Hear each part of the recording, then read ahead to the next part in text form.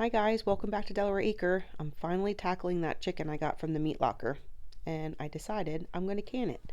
And I was very ambitious this day and thought that I would be able to cut this chicken all up, wash these jars, put it in the canner, and then can it for 75 minutes.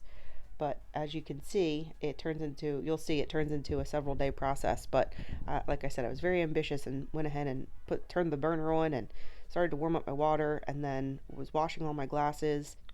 I quickly realized how long this process was already taking, just washing the glasses, and then I started to cut the chicken, and oh my word.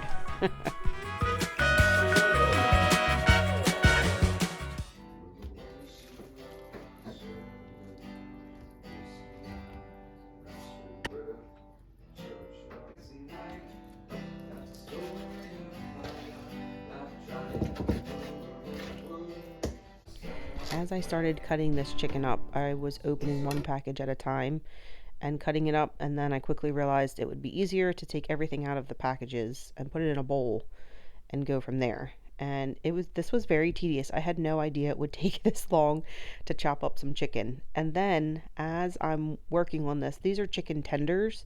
So I realized that there is that I guess it's either a ligament or a tendon. I think it's a tendon that's in the meat right there, and you can see me trying to cut it out. And this took so much time, and I don't it took me a while to figure out my process and how I wanted to go about getting this thing out, because I think it cooks down except for the real thick part that's right there that I'm holding on to. And I never noticed it before. I guess I never really paid attention to raw chicken tenders, but I finally figured out that you can take your knife and slide it across like this. So my husband's doing the camera work for me because my hands are absolutely disgusting here. But here I do it again, and you hold that tendon, and then you take your really sharp knife and you just slide it right across, and it comes right off. It's almost like filleting a fish. It was very satisfying once I figured out how to do it. But as you can see, my hands are gross. They're all slippery and slimy. Oh, it took a really long time to get through all this chicken. All those little bits of chicken and those tendons I didn't necessarily want to throw away, so I decided to cook them up for the cats because they were hovering the entire time I was working on this. But I cooked them up just in a little bit of olive oil, and they were not interested. I think they just liked the smell, but when it came down to it, they were not interested in eating that whatsoever. Look at these. I ended up running out of time to finish canning this, so I ended up just putting it in the fridge overnight, and it was a pretty big bowl of chicken. Okay, it's the next day. I pulled the chicken out, and I'm setting up the jars here. I am also putting a teaspoon of salt into each jar, which is optional, I'm told, but I thought maybe for flavor it would be good. I initially started out using tongs to fill these jars, and then quickly realized it was not very efficient, and I was taking a lot of time to fill each jar. So I finally got the smart idea to put gloves on and use my hands. And I wish I would have done that the day before, because my hands were absolutely disgusting after cutting all that chicken, and I don't know why I didn't think to do it earlier. But anyway, packing each jar with 1.5 inches of headspace, and I'm not putting any liquid in there. The recipe, or the canning recipe for this raw pack method, you don't add any fluid, any water, anything to it, because the juice from the chicken will create like a broth inside the jar during the canning process. Okay, and I thought it was getting a little boring watching me pack jars, so I put it on a time lapse. And then in order to get the air bubbles out, since I'm not putting any fluid in, I used a chopstick, and I kind of pressed on the meat itself, and it literally burped all the jars. And then you see me with a tape measure there. I'm just checking 1.5 inch headspace. Here I am putting all the lids and rings on, and then load them up into my Presto canner. And this canner I can double stack, so I'm putting the extra rack in there, and it was great to be able to fit all this in one canning session.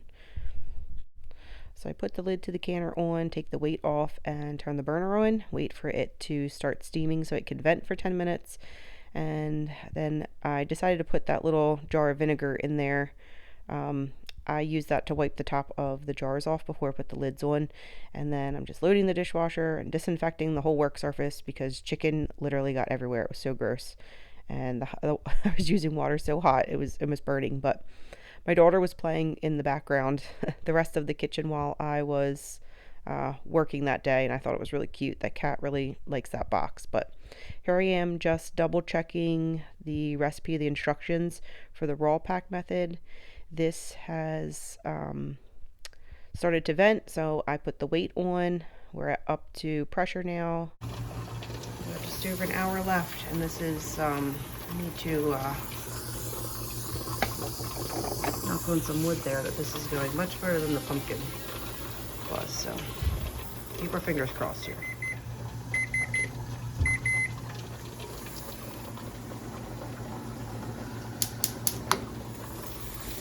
Started to creep up a little bit there to the 15, but that was very much the easiest canning I've done in a while. Woohoo! Okay guys, about 2 hours and a shower later, I'm able to open the canner up and start pulling jars out. This is the part that I enjoy the most. I don't know, maybe it's because I'm a nerd or OCD, I'm not sure. But I love pulling the jars out and lining them all up and just looking at them. When you pull them out, you have to give them enough space to cool off. So I'm spacing them kind of far apart here, but you're not supposed to disrupt them for 24 hours. So you get to look at your work for quite some time. But I don't know, I just lining them all up and just looking at all my hard work come together, it's very rewarding. Little close up here of the bubbles. I enjoy looking at the little bubbles too, but all that fluid in there, all those juices, that's from the chicken. I didn't add any liquid, and that's why you don't add any, because the chicken releases it during the canning process. It cooks it. And now entering into day 3 of this canning process, the jars have cooled and you're able to pick them up and check them out. And then here I'm just checking to make sure they all pinged, make sure I have a good seal. And some of the rings I couldn't get off with one hand, so I had to put the camera down and get them off with 2 hands. And so the chicken, it doesn't quite look that appetizing. However, canned chicken from the supermarket also doesn't look that appetizing. Any kind of canned meat really doesn't look that appetizing to me. But I'm not sure what happened to the top of this this jar here, but it's sealed. So it's just nice to know that, you know, this is canned chicken. It's cooked canned chicken. So if the power goes out or an emergency happens and we have to hunker down, then I know that we have chicken and we can just pop it open and eat it. I wanted to say thanks for watching. Hopefully you were inspired to go can some meat, can some chicken. And until next time, thanks for watching. Take care. Bye.